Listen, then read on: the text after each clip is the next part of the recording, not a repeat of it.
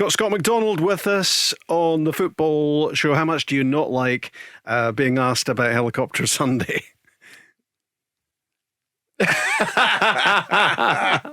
doesn't work too on the radio. No, it doesn't, does it? When you gesture towards me, or just give me the blank look and the raised eyebrows. Look, it has its place in my history, and for a reason, and brought me to where I was meant to be thereafter. Everything happens for a reason, Rob. Yeah. You know, so I don't look back in that in a disgraced way or ashamed of it. It's part of what it is. It just gets brought up a lot, and my allegiances are what they are. And yeah, it's hard to describe all that. And again, the amount of times I've had to explain myself, it's been good 3 years actually, Rob. Have you had to build a few bridges? Are the bridges complete that you've been building with some of the family members? Yeah, absolutely. Now, yeah, I'd like to think so. There's still people out there that still can't forgive, I think, but that's fair enough. I understand, and that's part of football and the passion that's there, for their clubs and what they believe. But it is what it is. You have a job to do. You do it, and you do it to the very best of your ability. I didn't care. I didn't have that at the time. I was only there to succeed and do one thing for me and for the club I was playing for, and I always have been like that. Having signed for Celtic from Motherwell, when do you think you felt the full forgiveness of the Celtic fans? It's funny because I actually went to Celtic Park today. I got invited to do something. They asked me to do it on Zoom. I said, I'm actually going to be here. They went, brilliant, come in then. So it was wonderful to go back and actually see some people, some old faces, some new ones, and go down memory lane. And every time you go back, even if it was empty, you get that buzz again.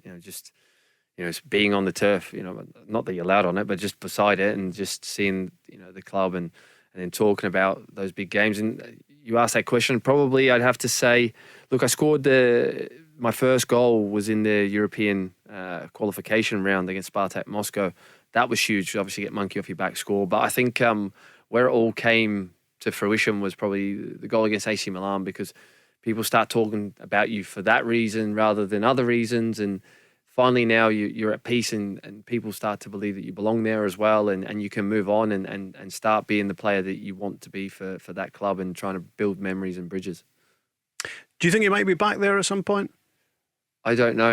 You're going to ask me that again, aren't you, as well? But no, it was just going through my head, that was all. Maybe. Because it obviously means a lot to you. Would I like to? Absolutely. It's a club, that I absolutely adore and support, and playing for them was a dream come true, and to get that opportunity is just a bit surreal where you come from, and to be able to do that alone. But for any Celtic supporter or any kid growing up to do that is a dream come true. And then to go in another line of work in that club would be a phenomenal thing and a phenomenal achievement. So yeah, look, I never say never to anything, and I'm very open to the opportunities. In terms of Australia, it's very, unfortunately, we're at a stage where it's very limited in terms of, and even where you can go.